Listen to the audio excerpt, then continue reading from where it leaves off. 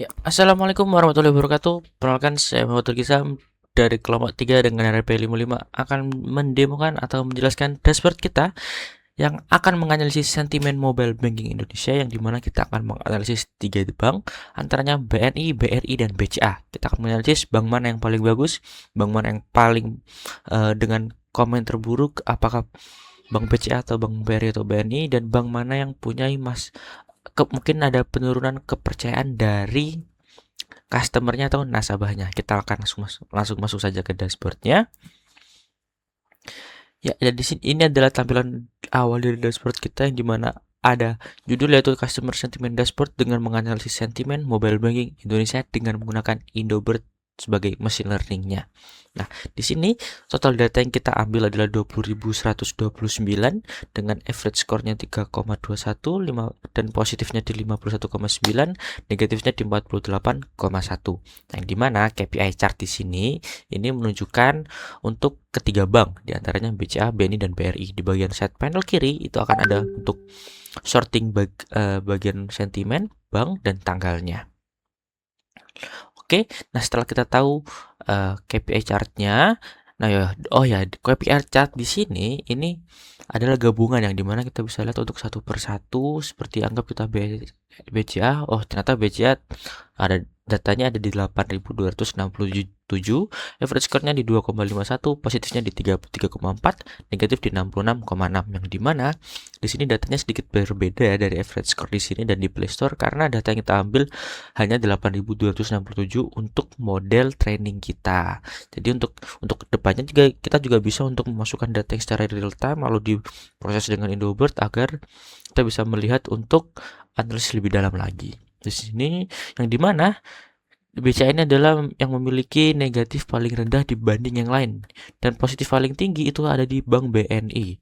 Kita bisa lihat di bagian bawah di sebelah donut chart di sini, yang di sini di stack bar ada di bagian kanan untuk abu-abu untuk negatif, hijau untuk positif, yang dimana positif yang Bank BRI ada di paling tinggi di sini di angka 3,78 untuk average score-nya, dan positifnya di 66,7. Seperti itu untuk bagian overview-nya. Kita akan lanjut next ke per bank. Di sini ada hanya tabel average score dan average positif dari ketiga bank. Ada stack bareng menjelaskan average score dengan sumber banknya, lalu positif dengan banknya. Kita akan next ke top issue, yang dimana ini salah satu hal penting dari yang kita sudah analisis, yang dimana kita bisa lihat kenapa alasan atau insight bisnis apa yang bisa kita ambil adalah dari Bank BCA ini. Jika mereka mungkin kehilangan sedikit kepercayaan nasabah dikarenakan login verifikasi mereka yang sering gagal, transaksi mereka yang sering gagal, lalu saldo yang terpotong, QRIS gagal, aplikasi lemot, yang dimana ini hal-hal yang sangat krusial untuk membangun atau menjatuhkan kepercayaan nasabah. Nah, yang dimana ini juga kita bisa lihat untuk Bank BRI. Bank BRI sendiri juga di sini mengalami sedikit masalah di login verifikasi, tapi untungnya untuk Bank BRI sendiri transaksi gagal dan saldo terpotongnya tidak terlalu parah, masih di nomor 3. Untuk nomor 2-nya ada di Bank BNI. Dan untuk yang nomor satunya di sini untuk Bank BRI adalah layar putih. Dia banyak sekali, ada 282 komen yang mengalami tersebut, tapi tidak terlalu masalah yang serius.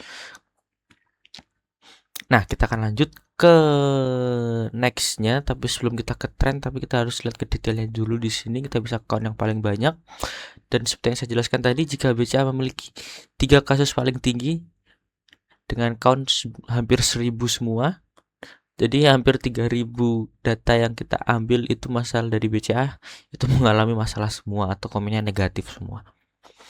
Kita akan next ke tren, yang dimana ini menjadi tren yang bisa kita lihat di antara ketiga bank ini. Yang pertama dari BCA sendiri, ya sempat tinggi sekali di angka 62,88 untuk positifnya di Juli tanggal 1 2025, tapi mengalami drop down jauh di angka Agustus bulan 1 di angka 25,12.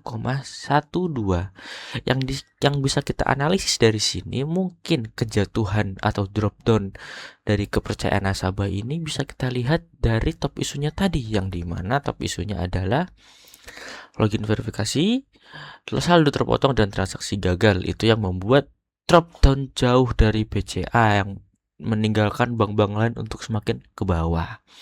Tapi ini juga bisa menjadi kesalahan data kita, karena data yang kita ambil cuma hanya 8.000. Tapi dari data yang terbatas ini kita sudah bisa mengambil insight bisnis apa. Dengan data yang sedikit kita sudah bisa mengambil insight bisnis, apalagi dengan data secara real time. Gitu.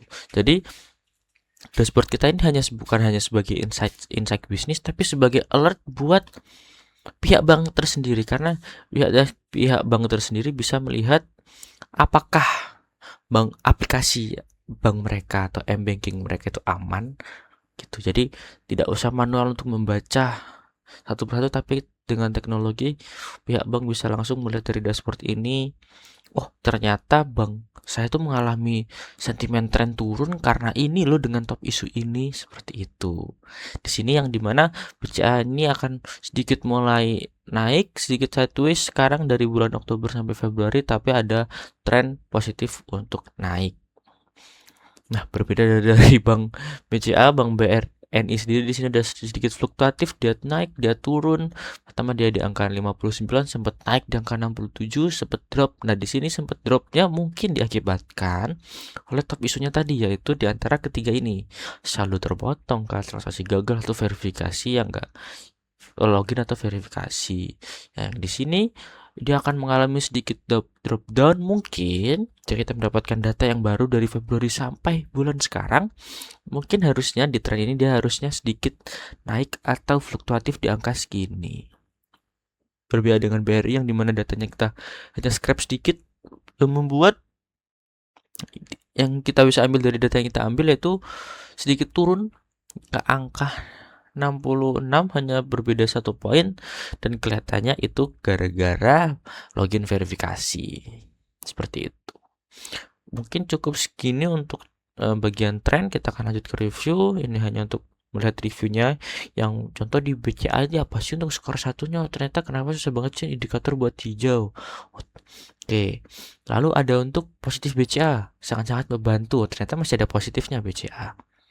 Oke, kita lanjut ke nextnya, yaitu live prediction, yang dimana ini untuk menguji apakah model kita itu benar atau salahnya gitu.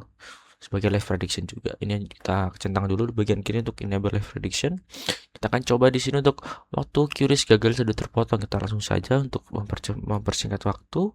Apakah yang akan diprediksi oleh model kita? Oh, ternyata model Indobird yang kita gunakan itu menganalisis jika sentimennya negatif, confidence-nya di 88,6.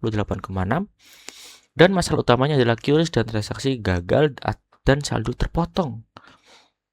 Dan ini masuk ke high priority karena masalah QRIS, transaksi gagal, dan saldo terpotong ini bisa mempengaruhi kepercayaan dari nasabah. Mungkin sekian dari dashboard yang sudah kita bikin dari kelompok 3. Jika ada salah atau kurangnya mohon maaf. Kami dari kelompok 3. Wassalamualaikum warahmatullahi wabarakatuh.